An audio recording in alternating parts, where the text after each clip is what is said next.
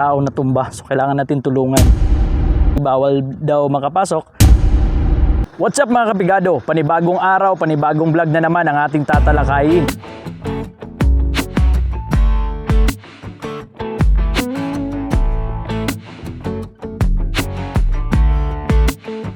Welcome to the province of Sarangani.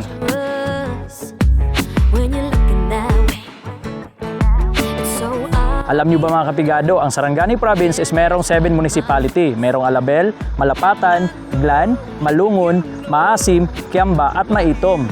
Mga kapigado, titingnan natin kung anong meron dito sa kanilang kapitolyo. Mga kapigado, samahan nyo na ako.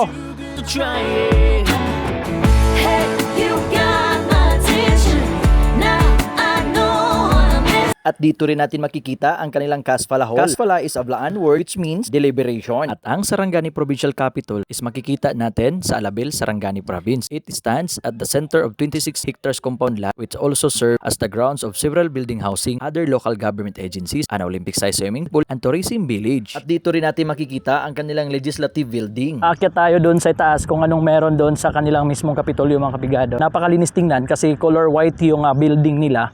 So doon yung legislative office nila mga kapigado. So doon na naman banda mga kapigado, tinayo ni Sir Manny Pacquiao yung kanilang provincial hospital. Dito, titingnan natin kung anong meron dito. Ayan mga kapigado, diyan natin makikita ang mga kanilang mga offices. Office of the Provincial Governor, Office of the Vice Governor, Office of the Administrator, Provincial Budget Office, Provincial Planning and Development Office, Provincial Engineering Office, Provincial Health Office, Provincial Social Welfare and Development Office, Provincial Environment and Natural Resources, Provincial Tourism Office. There are just some of offices commonly found within the Sarangani Provincial Capital Complex. Specific offices and departments and may vary depending on the organizational structure and priorities of the provincial government. At ang Sarangani Capitol Building ay nakapangalan kay James L. Chombiat. At hindi ko po may papakita sa inyo sa loob. Restricted as per the PSG. Bawal po tayo makapasok for security reason. Ito yung daanan going to exit nila. So the main gate nila mga kapigado. So doon mga kapigado, parang may tunnel. Papasukin natin kung anong nasa loob dyan. So ito yung main plug pole nila. Kung magpa-plug ceremony sila, so doon sila nakahilira mga kapigado. So let's go. Parang naka-tunnel Ganda tingnan. Say hey, what's up?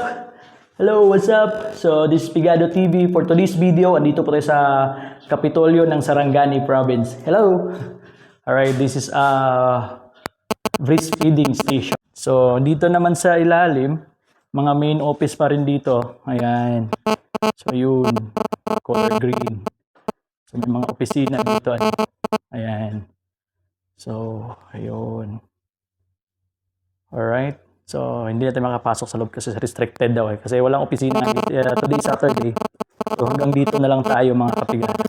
The provincial capital of Sarangani is Alabel. It serves as a political, economic, and culture center of the province. Sarangani is named after colorful Sarangani fishing, which is abundant in its coastal waters. The economy of Sarangani province is primarily based on agriculture, fishing, aquaculture. Farming activities include the cultivation of crops such as coconut, corn, and banana. Fishing is also a significant source of livelihood for many residents, with tuna being one of the main products. Tayong dito, tao na tumba. So kailangan natin tulungan.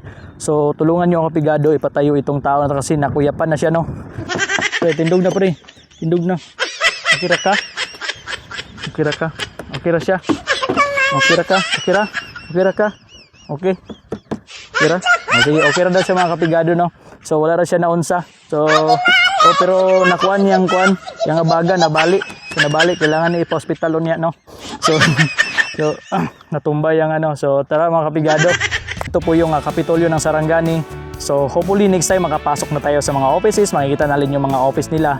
So soon kung papayagan tayo for at this moment, humingi pa ako ng pasensya sa inyo, sa mga viewer natin, sa mga followers natin na only outside lang talaga ng Kapitolyo or perimeter area may papakita sa inyo mga kapigado. This is Pigado TV, laging nagsasabi kung pigado man ta karon, maabot na panahon mo sinso lang gihapon ta. You're somewhere in